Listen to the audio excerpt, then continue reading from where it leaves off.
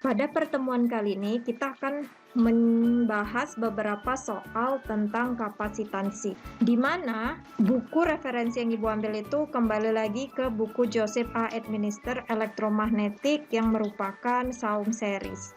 Langsung saja kita lihat contoh soal yang pertama.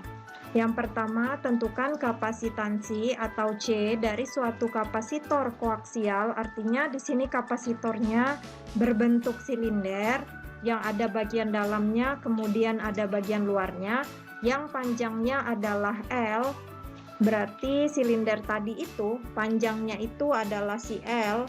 Kalau kita gambarkan seperti ini, dan jari-jari dalamnya A, bagian dalamnya itu ada jari-jarinya A, sedangkan bagian luarnya itu jari-jarinya adalah B.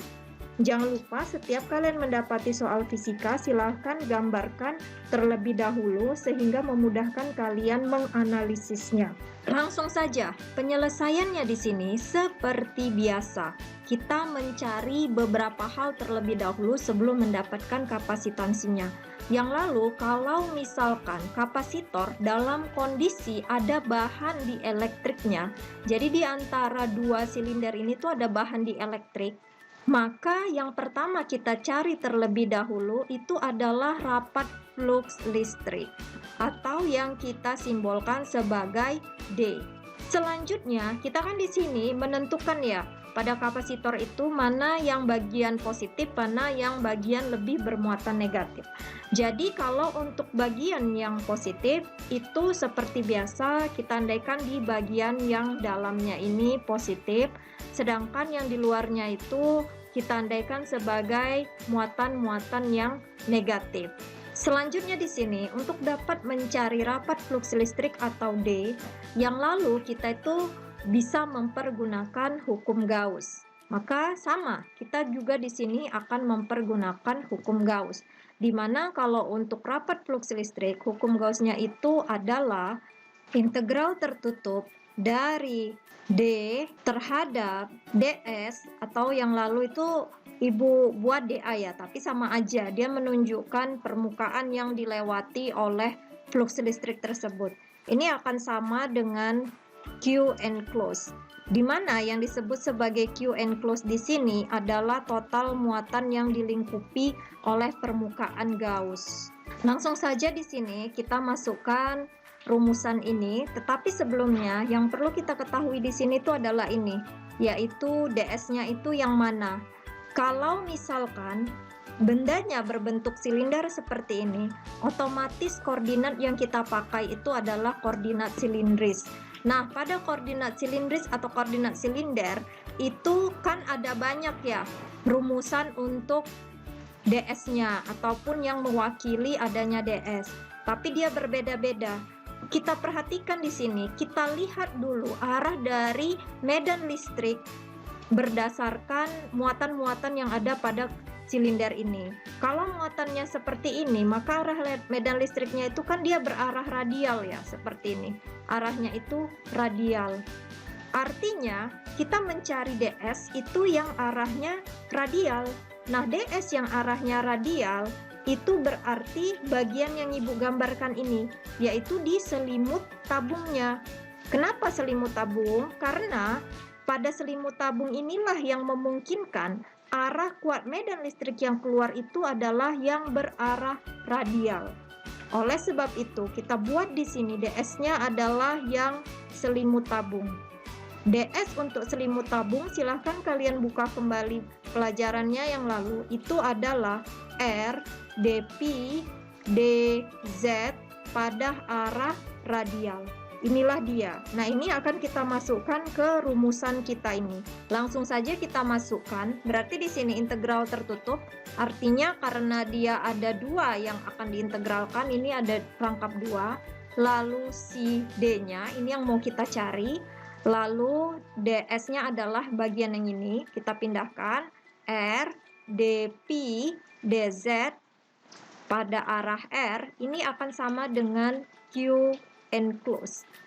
Nah, Q enclosed ini kan total muatan dalam permukaan Gauss. Nah, itu yang mana ya permukaan yang harus kita pakai, karena di sini muatannya itu ada dua, yang muatan negatif yang di bagian luar dan muatan yang positif yang di bagian dalam. Kalau kalian ingat, antara dua lempeng itu adanya kuat medan listriknya itu di bagian dalam ini ya. Artinya dia itu di antara yang silinder berjari-jari B dengan silinder yang berjari-jari A. Disinilah dia permukaan Gauss-nya. Maka kalau kita buat permukaan Gauss-nya itu bagian yang ini. Ini permukaan Gauss-nya yang di antara kedua silinder. Oke. Artinya Q enclose-nya nanti itu yang dilingkupi permukaan itu mana? Itu adalah bagian yang dalam ini. Inilah nanti yang menjadi Q enclose kita, yaitu total muatan yang ada di silinder yang berjari-jari A. Langsung saja di sini, sebelum kita membahas tentang itu, kita lihat dulu batas integralnya. Batas integralnya itu berarti dP. P itu ingat ya, bagian yang ini. Ini dia yang dP. Maka ada 360 derajat ataupun satu putaran. Berarti dari sini dari 0 sampai 2pi. Lalu yang di bagian luar itu adalah dz. Nah, dz-nya itu kan sepanjang L ya. Mulai dari titik pusatnya. Berarti ini dari 0 sampai dia L.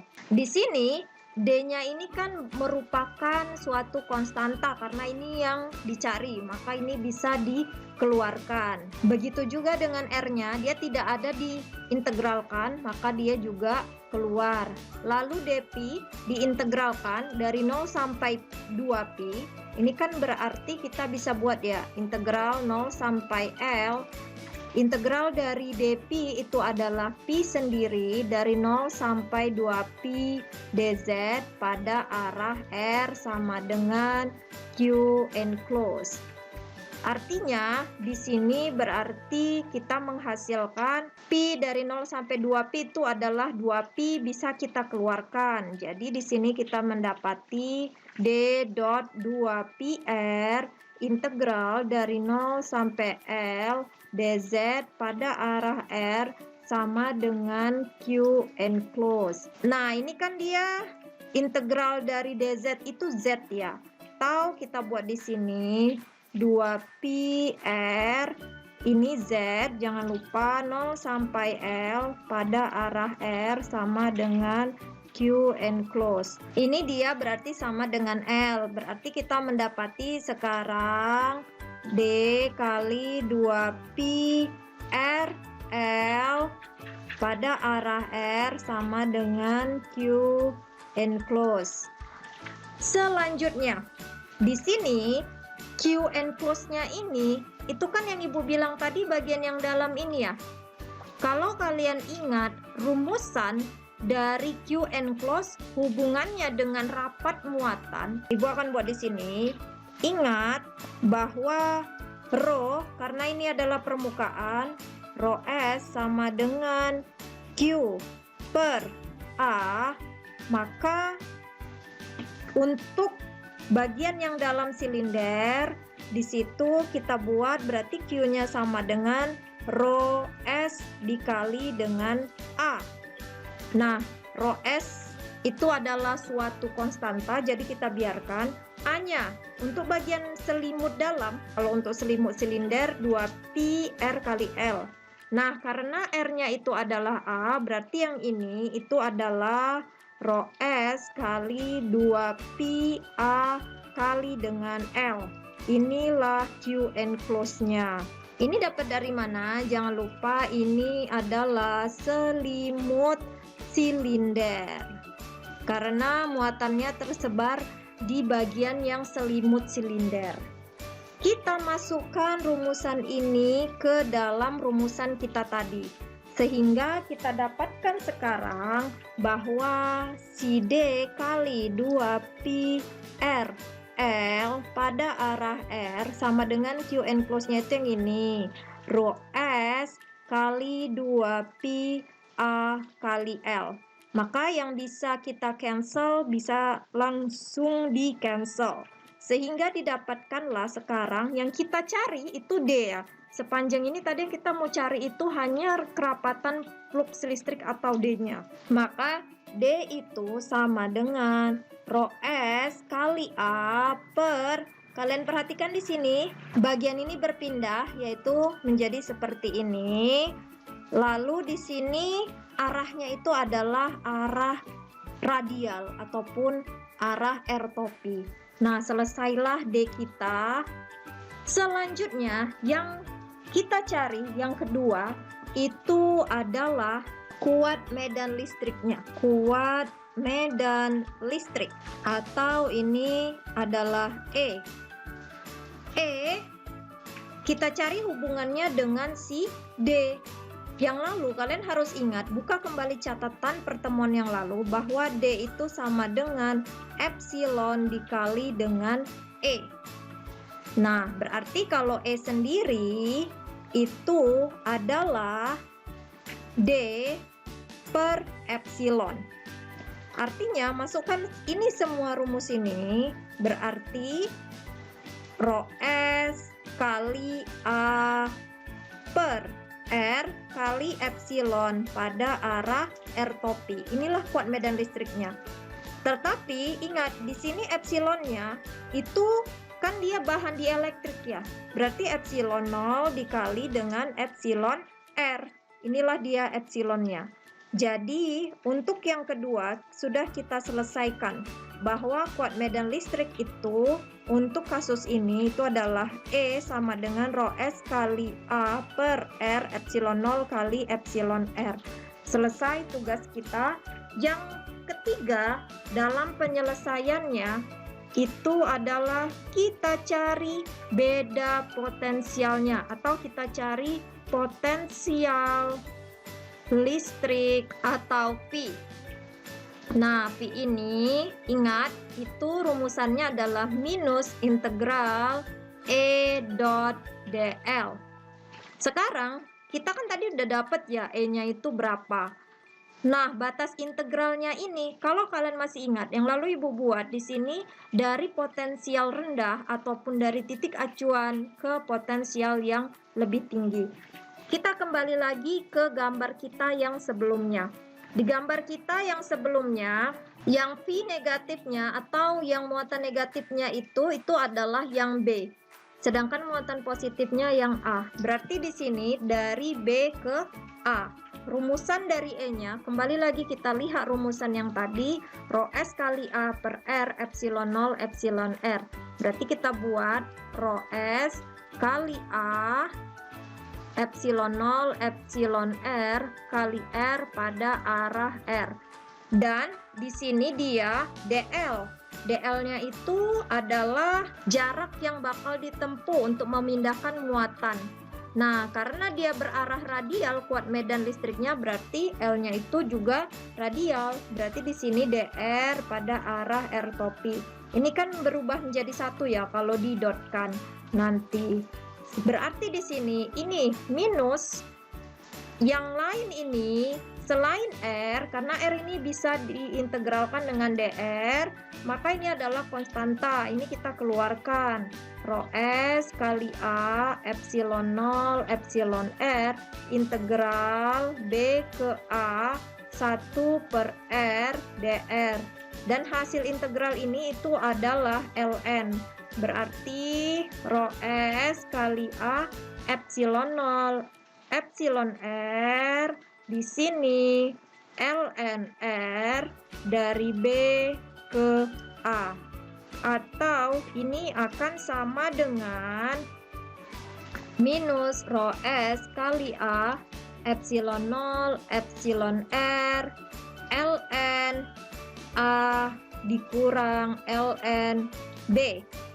Karena negatif berarti kebalikannya, dan kita bisa mempergunakan sifat logaritma sehingga kita dapatkan di sini rumusan akhirnya rho S kali A epsilon 0 epsilon R ln B per A. Inilah dia rumusan untuk potensial listrik kita yang bakal kita masukkan ke rumusan kapasitansi. Sebelum kita masukkan ke rumusan kapasitansi, ini rho S-nya ini kalau bisa kita ganti menjadi Q. Kenapa? Karena nanti untuk yang keempat, ketika kita mencari kapasitansinya atau C, maka rumusannya itu kan C sama dengan Q per V ya. Nah, ini berarti rho S-nya ini harus dalam bentuk Q. Oleh sebab itu, di sini kita ganti, kita buat bahwa si rho S itu adalah Q per A, di mana A-nya itu, kita lihat kembali yang sebelumnya, A-nya itu kan tadi Q-nya berasal dari yang ini ya, bagian yang silinder dalam. Berarti A-nya itu adalah luas permukaan selimut pada silinder dalam. Berarti ini sama dengan 2pi kali L. Oke, langsung saja kita masukkan kedua rumusan ini ke dalam rumus kapasitansi kita. C sama dengan Q. Berdasarkan rumusan ini, itu kita dapati bahwa si Q-nya itu sama dengan rho S kali 2pi A kali L, ya kan?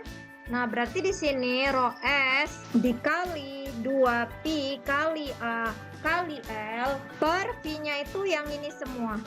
Berarti di situ rho S kali A per epsilon 0 epsilon R ln B per A. Ini A-nya sama ya.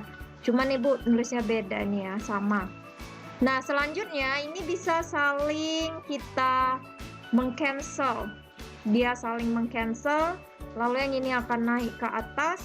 Maka rumusan C sekarang adalah 2pi epsilon 0 epsilon R kali L dibagi ln B per A. Inilah rumusan kapasitansi untuk kapasitor koaksial atau yang bentuknya terdiri dari silinder berjari-jari dalam dan berjari-jari luar, di mana kuat medan listriknya itu di antara kedua silinder tersebut. Dan di antara kedua silinder tersebut terdapat adanya bahan dielektrik. Jadi jangan lupa kalau kalian mencari kapasitansi yang ada bahan dielektriknya, pertama kalian harus mendefinisikan ini kerapatan flux listrik ataupun D. Lalu kalian harus mencari kuat medan listrik. Kenapa? Karena kalian akan memasukkannya ke rumus potensial listrik dan akhirnya cari kapasitansinya. Di video yang berikutnya kita akan membahas contoh soal dengan bentuk kapasitor yang berbeda.